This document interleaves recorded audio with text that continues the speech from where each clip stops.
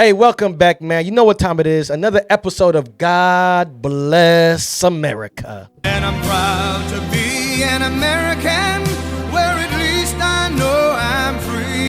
Sarcastically, of course. A lot of y'all can't catch that. Anyways, we got a couple of points I want to talk about today regarding the death of Charlie Kirk. It's not really too much about him dying, but the reaction to it. You know what? Who knows? We might talk about everything. Anyways, what we're going to start off talking about first is white on white crime. Charlie Kirk died. His last words was gang violence. He was known for always throwing out this statistic saying 13% of the population, 50% of the crime. Blacks are 13% of the population and they commit 58% of all the murders. That stat is a damn lie, first of all. It's a damn lie. And if it is true, if that stat is so true, then why is black people not honored in the country if they're committing so much crime? See, crime is honored in America. If black people are committing so much crime that white people say they are doing, then black people should do what the Irish did and become the police. See, the Irish became the police. Why? Because the Irish committed so much crime. That's how much crime they committed. You talk about gang violence. Well, surely if black people are committing gang violence, then why they don't have a movie about them? Why they not honored like Al Capone? Why not? Why not? Why are these people not known as these Irish and Italian gangs and these Jewish gangs like Murder Inc.? Why are they not being recognized at it? So that statistic has to be a lie. I know a statistic is true though, that the majority of gun violence in America, and the reason why I'm bringing up gun violence, because he was an advocate for the Second Amendment. So much so he said people will have to lose their lives and it'll be worth it to keep the Second Amendment. I think it's worth it. I think it's worth to have a cost of, unfortunately, some gun deaths every single year so that we can have the Second Amendment to protect our other God-given rights. That man might just be a prophet. Gun violence, majority of gun violence comes from suicide in America. And guess who are the culprits to suicide in America through guns? White people. White people are. And what else? School shootings. See, if that young boy does not grow up to be a school shooter, and if he does, he's going to get the gun from his dad's closet, statistically, of course. He might just witness his father taking his own life when he come back home from school. That is a statistic that white people have to deal with that I'm sad about. White lives matter too, y'all. You know, we might just got to take your guns away from y'all. We got to revoke it for y'all could, partake in the fruits of life. Because if not, y'all might just off yourselves, statistically, of course. Anyways, here or there, white on white crime has always been a big thing. White on white crime is how to succeed in America. The Italians came over here, they commit crime. The so-called Irish came over here, they commit crime. Crime is the foundation of America. You do so much crime, it's not even a crime no more. Selling alcohol was illegal at one point, but they sold so much of it, it became legal. And you women should know about this. Susan B. Anthony was a woman who voted when it was illegal. Now women have the right to vote. So if it's about crime, black people surely is not doing enough because we're still suffering in America. We probably got to take that crime up a notch but we could get recognized like white people do. It might just have to be a civil war. That's not white on white crime. And that goes to my next point. The reason why you black folk don't think white on white crime exists, because it exists in subsets. So if a white person shoots another white man, it's not white on white crime. It's a far leftist versus a far right. It's a transgender with these liberal programs he trying to pursue on America and his agenda. Oh no, it was the Israeli government. He was assassinated. It was the CIA. Bullshit, man. He died like a regular Joe. People die every day, B. He died because America has a sickness. Charlie Kirk died. It wasn't no conspiracy theory. He died because there's a sickness in America with school shootings. Violence is what established America. Violence. So besides white on white crime, now let's get to our next point. Somehow this is black people's fault. Somehow it's black people's fault. Now this is what happened when he got shot. People prayed that it was a black man. Why? Why are you praying it was a black man? Is it not going to bring his life back? For 33 hours, I was praying that if this had to happen here, that it wouldn't be one of us, that somebody drove from another state, somebody came from another country. Sadly, that prayer was not answered the way I had hoped for. Which shows if you praying as a black man, you just need an excuse to kill the black people. Let me tell you something. You white people don't need an excuse to kill black people. Your ancestors didn't need an excuse. You just killed them. You killed them for no reason. You know what the reason was? You know what? You did have an excuse. The excuse was, don't laugh near white people. Don't talk back to white people. That's what the excuse was back then. See, everybody gets kind of, crazy today when you see these Supreme Court laws being passed. The Supreme Court passing these laws that seem so immoral. It's been happening. Like Dred Scott, like these Jim Crow laws, like the good night, like the things that was illegal for black people to do, you would be like, man, this is a goddamn. Only Satan himself, Satan, would do such a thing. Anyway, so now they're trying to blame this on black people. They're wishing it was a black man. If it was, what would happen? What, you gonna lynch us? What, you gonna put drugs in our neighborhoods? What, you gonna put us in the prisons by the thousands? What, you gonna sick dogs on us? That's what you're gonna do? I mean, goddamn, you did it for less. You did it for less.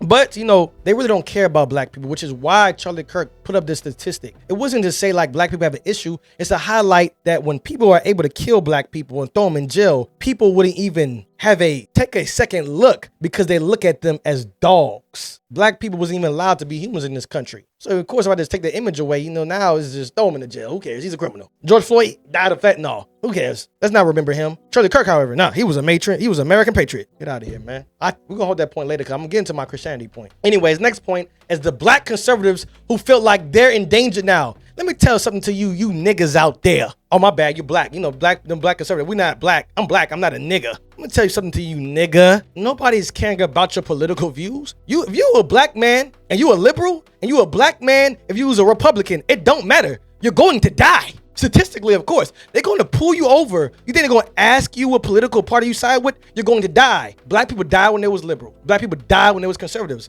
Black people died when they had no political party. Black people died even when they didn't like niggas. Black people who were against niggas, I don't like niggas. I don't like niggas either. You're going to die regardless. You're not in danger for what you're saying. You're in danger from your existence, which goes into the whole point. I'm not even going to talk about this. It's supposed to be a separate issue about the National Guard. The National Guard is being sent to black neighborhoods and black communities. For what? You black people are happy about that?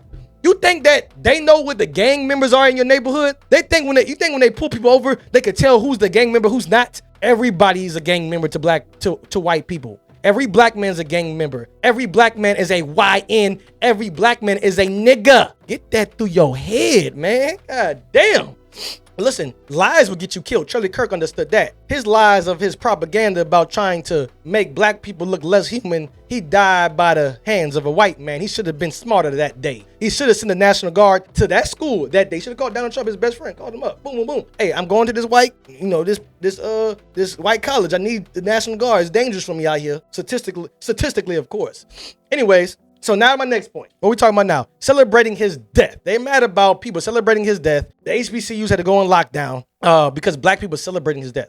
Threats impacted several other HBCUs, including Clark Atlanta, Spelman, Morehouse, Alabama State, and Hampton. Reporter Brianna Fallon joined our team on our streaming platform, WCNC Plus, to talk about the feeling on the Hampton University campus. Don't get mad at black people for celebrating his death because what they're doing is so American. You should have respect unto them. See, America celebrates a day that nobody ever considers celebrating death, and that's Thanksgiving. Celebrating genocide, the world should know. The world should know about it. So if they could do that, man, I don't know what to tell you. Don't black people celebrating the death of Charlie Kirk? They should be honored. They should be honored. You know what Donald Trump should do? Donald Trump should invite that white man up to his presidential suite, like he did that one white boy who killed that black man on that train station who had a sickness. He was loved. He was loved. He was loved. So that's my advice for y'all, man. And now George Floyd. George Floyd. Charlie Kirk said George Floyd did not die from the knee on his neck. He wanted the police officer to get released. Well, I feel the exact same way, Charlie Kirk, about you. I feel the same way about you. I think that Charlie Kirk's murderer should be let free. I think that that's what Charlie Kirk would have wanted. And I don't think Charlie Kirk died from assassination. I don't think he died from that bullet. I think he died from the loss of blood. He probably never had good health care. You know what? Charlie Kirk died because the health care, because of the doctors we have in America. They wasn't able to save his life. That's why he died. Sad day, sad day. But I know Charlie Kirk would want that man who killed him to be let go. So that's what should happen for him. Now what else we talking about? I think I already covered the gang violence. He died. His last words was gang violence. Tragedy. The only question I would have for him now is that if he did get shot by a liberal, I think with the liberal was like blue, right? And he a Republican, which is he red. Would that be considered gang violent?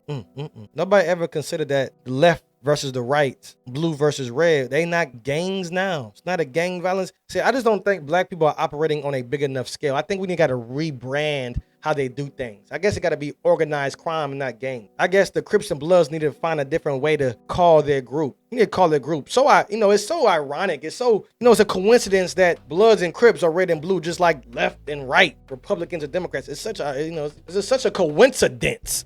I think they just need to, change their name, rebrand, and surely, make their own political party and people will vote for them. Then it doesn't matter how much crime they do. They probably could have a whole civil war and people wouldn't bat an eye. I'm pretty sure that's the reason. It's not because of racism.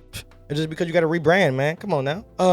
So now, Christianity. The difference between Christianities. Black Christianity versus white Christianity. Which one is the real one? That's my question to the viewers. You out there, which is the real Christianity? I want to know. I want to know which one is the real one, because for so long, when black Christians lost loved ones, they had to forgive the killer. We had to be told scriptures like, forgive thine enemy, love those who hate thee. We was taught that. Meanwhile, white Christians believe in vengeance and justice and dropping nukes on people, sentencing people to life, the death penalty. Charlie Kirk's wife needs to forgive the killer because she's a Christian woman, unless black Christianity and white Christianity are total opposites, complete polar opposites. I would love to think they're not, but I don't like being ignorant. I think they might be different. I'll see if they forgive him, but I'm starting to think there's different Christianities involved, because right now, white Americans, white Christians are saying that this is the most, that he died for his faith. He died for his faith. He died for his faith, and they're saying this is the most evil time right now for Christians. After Charlie Kirk's death, I think Christians need to realize a major shift is coming.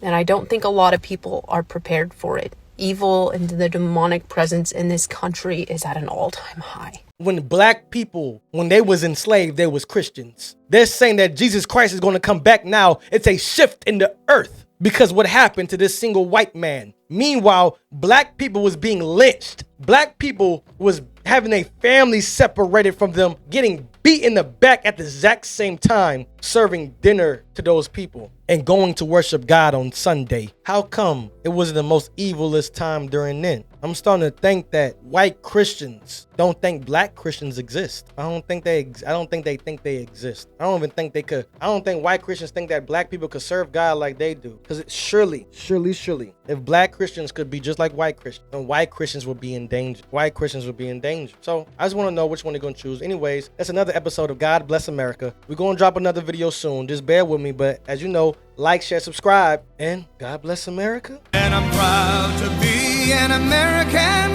where at least I know I'm free.